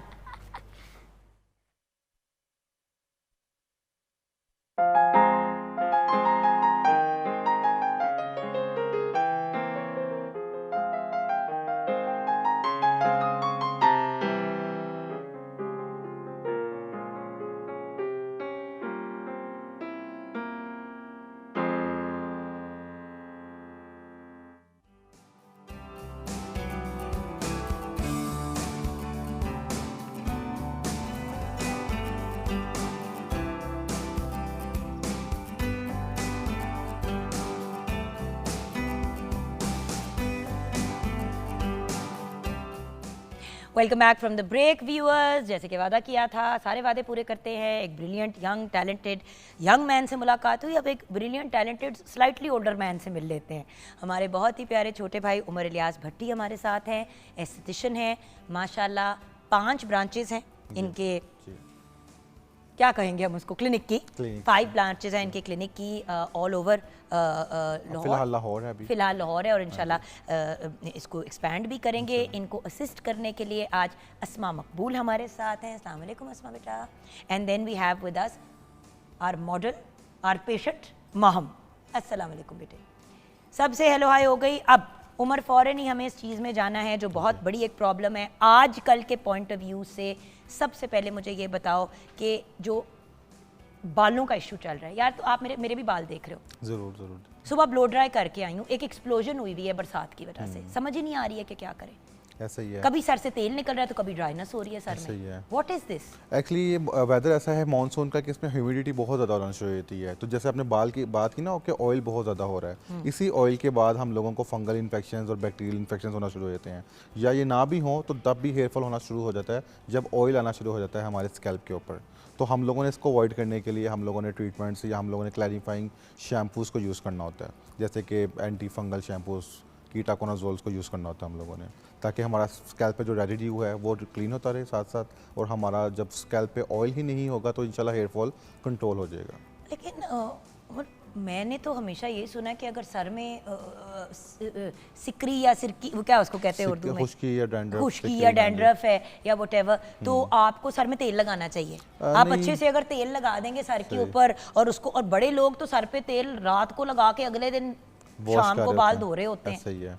देखिए वो ड्राइनेस और है, और एक बिल्डअप जो होना स्कैल्प के ऊपर जो डर्ट का होना वो एक सेपरेट चीज़ है। तो हम लोगों को ये भी डायग्नोस करने की ज़रूरत है कि क्या वो डैंड्रफ है, ड्राइनेस की वजह से डैंड्रफ हो रही है, या हम लोगों का ऑयल की वजह से, ड्राई ऑयल भी जब आपका ड्राई हो जाता है स्कैल्प के ऊपर तो फ्लेक्स बन जाता है, फ्लेक्स की शक्ल इख्तियार कर लेता है। अच्छा, और जिन लोगों को ओबेसिटी का प्रॉब्लम होता है, जिनको मोटापे का बड़ा प्रॉब्लम होता है, उनको तो सेबेशियस ग्लैंड एक्टिव होती हैं और एक्स्ट्रा ओवर स्वेटिंग हो रही होती है, और उनके तो अक्सर डैंड्रफ होती है, जिनका वेट ज़्यादा हो ऐसा ही- नॉर्मल ऐसा ही से। है। तो और कोई ऐसी बीमारियां हैं जिनकी वजह से आपके बाल इफेक्ट होते हैं, जैसे कि PCOS? डेफिनेटली पीसीओएस मैटर करता है मेल में। जो है डीएचटी का बहुत बड़ा रोल है। वो क्या है? जितना एक हार्मोन है डीएचटी, डिहाइड्रोटेस्टोस्टेरोन, जितना वो एक्टिव होगा, जितना वो हाई होगा, उतना ही मेल में जो है हेयर थिनिंग और हेयर फॉल ज़्यादा होना शुरू हो जाएगा। ठीक है। और फीमेल में जैसे PCOS है, पॉलीसिस्टिक ओवरी सिंड्रोम, कि जब सिस्ट बनना शुरू होती है ओवरीज में, तो तब उनका हेयर जो है वो फॉल बहुत ज़्यादा होना शुरू होता है, हेयर थिनिंग की तरफ बहुत जाना शुरू होता है। तो ये दो कंसर्न्स बहुत एक रोल प्ले करते हैं एक और हार्मोन्स बात का। बताओ मेरे, जिस तरह मेरे बाल का जो एक शाफ्ट होता था ना, वो पहले जरा मोटा होता था, अब बहुत बारीक हो गया। अब ये बारीक हो गए। जैसे ये आप क्यों होता है? जैसे अभी आपने बताया था स्टार्ट में कि आपने हेयर ड्राई किया सुबह ही, ठीक है। तो आजकल हर दूसरी फीमेल की ज़रूरत बन गई है वो आफ्टर टेकिंग बाथ के उन्होंने हेयर ड्राई लाजमी यूज़ करना है। जबकि हेयर ड्राई इवन टॉवल्स तक यूज़ नहीं करना चाहिए, तो नेचुरली ड्राई होना चाहिए हेयर्स को। हम लोग वेट हेयर्स में कॉम्बिंग भी कर रहे होते हैं, वेट हेयर्स पे टॉवल भी यूज़ कर रहे हैं, और वेट हेयर्स को ड्राई करने के लिए हेयर ड्रायर्स को भी यूज़ कर रहे हैं। तो ये बहुत लो जी ज़्यादा अस्मा, हमें तो बचपन में यही कहा जाता था कि स्पेशली लड़कियों के हमारे बाल गीले होते तो सबसे पहले माँ बाप पकड़ के ऐसे ही है, वो अम्मा जो है टॉवल्स वो कर पकड़ के लेते हैं। तौलिया लेके ऐसे ही दिमाग है। की दही निकालते ऐसा ही थे है। और वो साथ में फ्रिक्शन dry भी पैदा होता है, और करते फ्रिक्शन से क्या होता है आपका हेयर टूटना शुरू हो जाता है। हाँ। तो बेटर ये होता है कि उसको नेचुरली ड्राई होने दें। बहुत से लोग नहीं करते, इवन शायद मैं वो खुद भी नहीं करता, लेकिन नहीं करना चाहिए ऐसा। वो एक हेयर फॉल का कॉज है। माशाल्लाह उमर, आपके भी अस्मा के भी, आप लोगों के फुल हेड ऑफ हेयर है माशाल्लाह माशाल्लाह। जी जी। जबकि इतने थिक बाल यूजुअली, जैसे आप टीन अपने वो 20s के बाद जो है ऐसा ही वो है। बालों का जो टेक्सचर है बिल्कुल चेंज होना शुरू हो जाता है। हम लोग ऑन एंड ऑफ जैसे कुछ आइडियाज़ है, इसीलिए हम लोग शो पे भी आए कि चले लोगों को भी अवेयरनेस आए कि ऑन एंड ऑफ कुछ चीज़ें डेफिशिएंसीज भी होती हैं, विटामिन न्यूट्रिएंट्स की भी। आपका पुअर डाइट भी है, आपका स्ट्रेस भी है, लैक ऑफ स्लीप भी है, हार्मोनल इम्बैलेंसमेंट भी है, और सबसे बड़ी बात हेयर कॉस्मेटिक्स। आप नोटिस करें कि जब भी आप लोग अपनी नींद नहीं पूरे कर रहे होंगे उन दिनों में आपके बाल बहुत गिरते हैं, बहुत जब सो नहीं रहे होते बाल गिरने शुरू हो जाते हैं। ऐसे ही है। तो हम लोग जैसे बता रहे थे कि ऑन एंड ऑफ एवियन ले लिया, विटामिन ई ले लिया, विटामिन सी ले लिया, तो बायोटिन्स ले लिया ऑन एंड ऑफ। तो अब आप लोग भी ऑन एंड ऑफ या कभी वन टाइम आप ले लें on the go, like continuous way में अपने मॉलेज से, अपने मेडिकल प्रैक्टिशनर से रुजू करने के रुजू बाद, करने के ये हम बाद। आपको मशवरा दे वैसे रहे हैं ये है कि डॉक्टर से बात करके। वैसे ये चीज़ें हैं, विटामिन जो होते हैं OTC होती हैं, I over the know, but, counter, आप उमर ले देखें सकते ना, हैं आप जैसे कि डायरेक्टली कोई बंदा खुदा ना खास्ता उसको कोई और बहुत Overdose ना सीवियर कर ले। मेडिकल हाँ। कंडीशन है और वो हमें ओवरडोज ना हो जाए, तो बेटर यही है कि आप जो है डर्मेटोलॉजिस्ट से या स्टेटिशियन से जैसे 2-3 consult लोगों को मैं करके जानती हूँ उन्होंने इतनी ज्यादा विटामिन डी लेनी शुरू कर दी, उनको विटामिन डी टॉक्सिसिटी हो गई, वो भी बीमारी हो सकती है। रेयर केसेस में ऐसा हो तो जाता है। आप क्या कह रहे हैं, क्या क्या लेना चाहिए? मतलब vitamin C, vitamin E, biotin, ये तीन जो है ना विटामिन बहुत रोल प्ले करते हैं हमारे अच्छा, हेयर विटामिन ई को खा control लेनी करने में। चाहिए? खाना बेटर है। कुछ लोग उसको क्या करते हैं फेस पे या हेयर पे लगा रहे होते हैं, उससे ज़्यादा बेटर है कि उसको इनटेक किया जाए। बट कितना को इनटेक करें? आप देखें ना आप वो मतलब on and off alternative ways पर रख लें कि अगर आपको लगता है कि मैं डेली बेसिस पे नहीं ले सकता, आपने एक दिन खा ले, 2 दिन छोड़ दें, फिर एक दिन खा लें। एक दिन ई ले लिया, एक दिन बायोटिन ले लिया, एक दिन सी ले लिया, फिर बायोटिन ले ऐसे भी लिया, कर सकते ऐसे हैं। करके हाँ ऑल्टरनेट जी, भी कर सकते हैं। बिल्कुल। आप वो कह रहे हैं साइकिलिंग की, जैसे हम सीट साइकिलिंग की नहीं बात करते व्यूअर्स। अच्छा, जल्दी से बता दें कि हम आज क्या करने वाले एक हैं, new- बेचारी माहम को हम क्या करने वाले हैं? सही। एक न्यू ट्रीटमेंट माशाल्लाह मार्केट में हमारे इंट्रोड्यूस हुआ था, तो वर्ल्ड वाइड काफ़ी टाइम हो गया इसको, लेकिन अभी तक पाकिस्तान में इतना रुझान नहीं है। एक्सोसोम ट्रीटमेंट, जिसको हम लोग स्टेम सेल ट्रीटमेंट बोलते हैं। पुराने ट्रीटमेंट से हेयर फॉल के लिए PRPs, मेसोथेरेपीज। तो अभी हम इनको ब्रेक में प्रिपेयर कर देते ठीक हैं, है। ठीक है? और बल्कि ब्रेक में जाने से पहले किचन में जल्दी से नजर डाल देते हैं ताकि शेफ नूर फ्री हो जाए। अस्सलाम वालेकुम, हेलो अगेन शेफ नूर, कैसी जी, हैं जी, आप? बिल्कुल ठीक। आप तो पियानो इतने गौर से सुन रही थी, मैंने कहा पता नहीं कुछ कर भी रही हैं कि नहीं। नहीं, मैंने पकौड़े रेडी हैं हमारे, बैंगन के, आलू के, मिर्चों के और मिक्स पकौड़ा, और 7 मिनट ट्राई था। औसम। तो ऐसा करते हैं उमर, यहाँ पे अपना काम कर लेते हैं ब्रेक के दौरान तैयारी, फिर हम यहीं से आएंगे ब्रेक के बाद और हम लोग पकौड़े खा लेते हैं। ठीक हो गया? बिल्कुल। तो हम ब्रेक के बाद वापस आएंगे, आप हमारे साथ रहिएगा।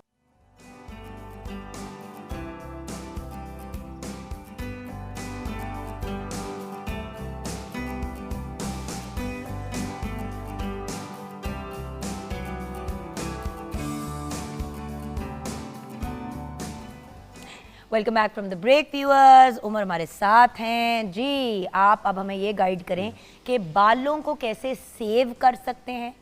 एक तो अगर बहुत गिर रहे हो, बालों की ग्रोथ कैसे बढ़ा सकते हैं, और फिर अपनी बालों की ब्यूटी को मजीद कैसे बढ़ा सकते हैं। 3 स्टेप्स होते हैं ना, एक तो बर्बादी हो रही होती है, एक करंट सिचुएशन को बेहतर करना होता है, और एक होता है कि फिर मजीद और आगे खूबसूरत से करें, और बेहतर खूबसूरत हो जी। जाएं। अगर किसी के इतने घने बाल हैं तो हम ऐसे लोगों को भी जानते हैं जिनके इतने बाल थिक होते हैं जब आप उनको पकड़े। जी, ऐसे ही है। सो आप पॉसिबल तो है। जी बिल्कुल। सो बताइए कि अब हम क्या करने जा रहे हैं, आ जाइए जी। जैसे कि हमारे पास पहले तो काफ़ी सारे ट्रीटमेंट्स चल रहे थे मार्केट में, PRPs, मेसोथेरेपीज, जिसका काफ़ी लोगों को ऑलरेडी नॉलेज भी है। तो उसमें एक जदीदपन आया है जिसको हम लोग बोलते हैं स्टेम सेल थेरेपी या एक्सोसोम थेरेपीज। एक्सोसोम थेरेपीज में क्या होता है कि स्टेम सेल्स, जैसे कि नाम से जाहिर हो रहे हैं, ऐसे सेल्स हैं कि जो कि मतलब आगे से मज़ीद सेल्स बना लेंगे और बिलियंस में सेल्स बनाएंगे।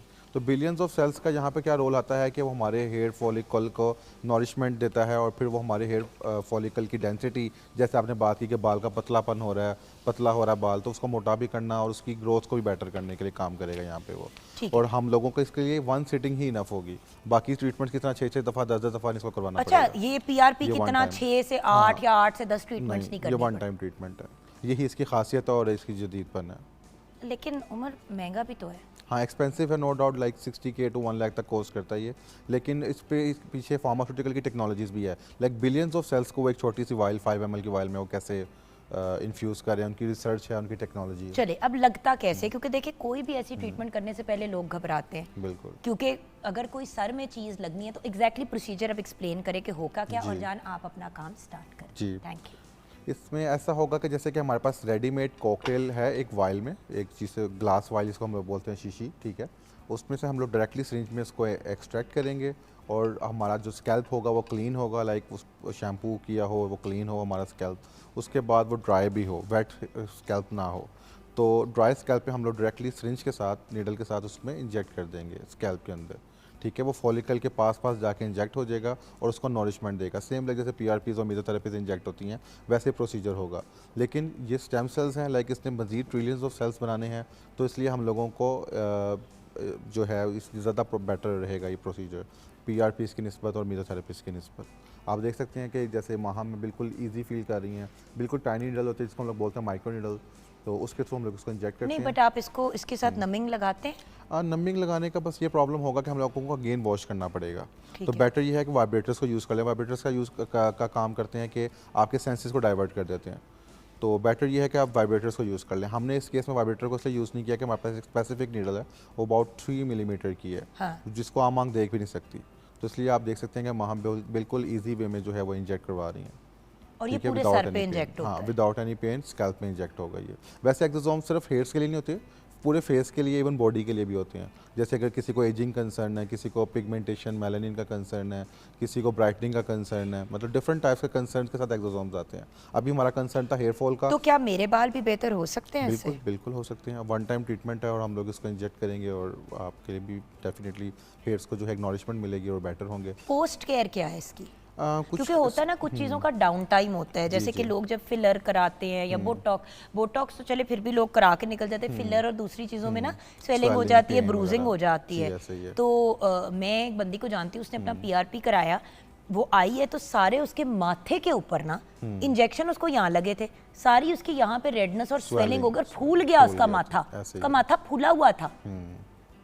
तो फिर लेकिन ये भी इसकी टेक्नोलॉजी है, तभी थोड़ा सा एक्सपेंसिव है। हम लोग इसको कहते हैं कि एक्सपेंसिव ट्रीटमेंट क्यों है, क्योंकि रिसर्चर्स ने फार्मास्यूटिकल कंपनीज में इसको टेक्नोलॉजीज के साथ और रिसर्च के साथ बनाया है। वैसे अगर हिसाब लगाएं तो PRP की एक ट्रीटमेंट कितने की होती है? अबाउट 10,000 की कॉस्ट करती है, ठीक है। आपके और यहाँ, अगर हम बट लोग नॉर्मली जो 15 क्लिनिक्स में तो तो 15 से 20 भी 20 कॉस्ट तक करते भी हैं। आप जाती तो है। हमारे स्पेशल, और बाय द वे जैसे कि उन्होंने लास्ट टाइम भी कहा था, कितना % डिस्काउंट देंगे? 20% हमारी बात हुई थी। हाँ, 20% अगर आप हमारे रेफरेंस से उमर के किसी भी आप क्लिनिक पे जाते हैं, आप उमर इलियास भट्टी ऑनलाइन लिखेंगे तो इनके डिफरेंट क्लिनिक्स भी आ जाएंगे।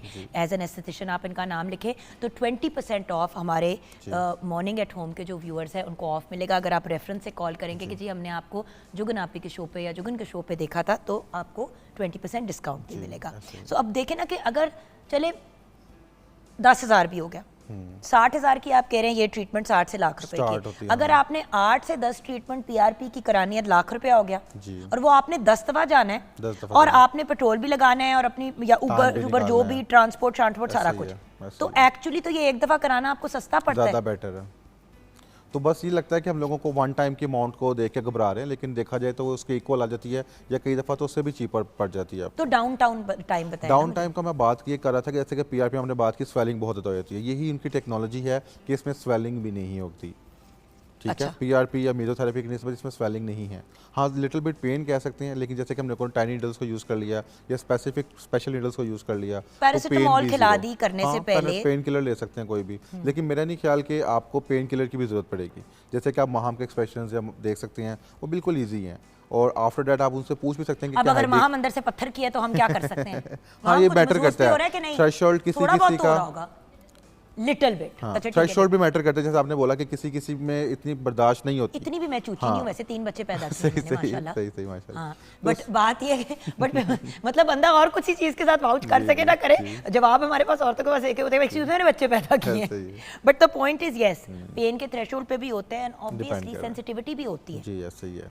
तो अच्छा, उस किन केस में लोगों को ये नहीं कराना चाहिए और किन लोगों को कराना चाहिए? पहले तो किन को कराना चाहिए ये? जब जैसे कि हम लोगों को पता है कि एक नॉर्मल हेयर फॉल कितना है और एक सिवियर हेयर फॉल क्या होता है। नॉर्मल हेयर फॉल ऐसा है कि जिसमें आपके 50 to 100, अब आप कहेंगे गिने बैठे के गिने कि कितने हेयर्स गिरे हैं, तो ये मेरा नॉर्मल हेयर फॉल है। लेकिन एक अंदाज़ा हो जाता है आपको कि आपका अगर 2 से 3 दफ़ा आप सर में हाथ फेरे और आपके उसमें बाल आ रहे हैं आपके हाथ में, 4 से 5 बार नॉर्मल हेयर फॉल है। एक एक्सेसिव हेयर फॉल क्या होता है कि जब आप कॉम कर रहे हो तब हो रहे हैं, आप सो के उठ रहे हो आपके पिलो पे हैं, आप रात को शर्ट चेंज कर रहे हो तो आपके शर्ट के ऊपर हैं, वो एक एक्सेसिव हेयर फॉल है। तो उन केसेस में तो मैं कहूँगा कि सबको ही करवा लेना चाहिए जिनको ये हेयर फॉल का इशू आ रहा है और वो एक्सेसिव हेयर फॉल है, तो उन सबको करवाना चाहिए। पसंद से जैसे गुच्छों में बाल निकल रहे हैं उमर, ऐसे ही है। और तो इस सीजन में तो मेरे बहुत ही बाल थे। अच्छा, फीमेल की हम लोग बात करना भूल गए थे कॉस्मेटिक्स का। फीमेल में कॉस्मेटिक यूजेस बहुत ज़्यादा हेयर्स के लिए, specially hair colouring, hair straightening, hair drying. तो ये सब चीज़ें करने से उनकी ज़्यादा शाफ्ट जो है थिन होना शुरू होती है। उनको हेयर फॉल इतना नहीं होता जितना थिनिंग ऑफ हेयर्स का इशू आता है। ठीक है, जैसे आपका भी कंसर्न था कि बाल पतला बहुत हो रहा है, तो मतलब बाल, अगर आप मेरा सर देखें तो ये देखें व्यूअर्स, भरा हुआ है बालों से। fuller ये नहीं है look कि है। कोई भी बॉल्ड स्पॉट है, हाँ। लेकिन प्रॉब्लम ये है कि वो बाल इतने पतले हो गए हैं कि जब मैं पकड़ती हूँ तो इतने से हैं। अब मैं पहले एक्सटेंशंस लगाती थी, लेकिन मैं इसलिए हेयर एक्सटेंशन नहीं लगाती क्योंकि आप लोगों ने, असिस्टेंट ने समझाया कि भाई शूट्स वूट्स हो तो समझ आती है, हर रोज मॉर्निंग शो के लिए आप एक्सटेंशन लगाएंगी तो आपके तो बाल हाथ में आ जाएंगे सारे, ऐसे ही। क्योंकि जड़ें कमजोर होती हैं। ऐसे ही है। तो अब हर कोई क्लाइंट है जिसका एक्सेसिव हेयर फॉल है या थिनिंग ऑफ हेयर्स हैं। फिर आपने पूछा कि कौन नहीं करवा सकता, क्योंकि ये कोई मेडिसिन नहीं है, कोई ड्रग नहीं है, किसका कोई साइड इफेक्ट नहीं है। तो मेरा नहीं ख्याल कि कोई ऐसा पर्सन जिसको कोई मेडिकल इशू हो, इवन थायराइड का इशू हो, बीपी का हो, हार्ट इश्यूज हो, वो सब लोग, इवन डायबिटिक भी करवा सकता है ये। तो कोई ऐसा पर्सन नहीं है जो ना करवा सके ये। ठीक है, तो एवरीवन कैन डू इट। और फाइनली आप यहाँ पे सिचुएशन कहाँ तक पहुँची है sir? Almost done.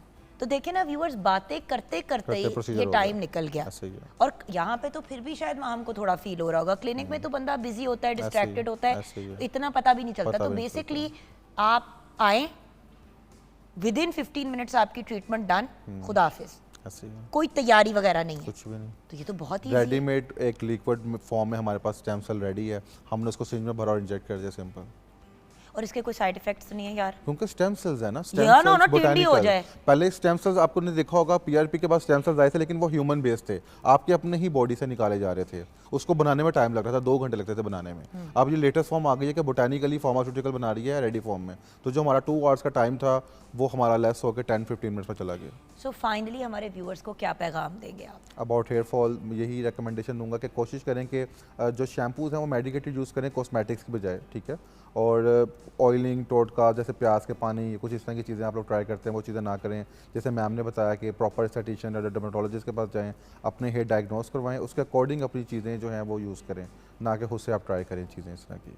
Thank you so much for joining us. आपका भी मैम बहुत शुक्रिया और आपका भी मैम अस्मा बहुत बहुत शुक्रिया।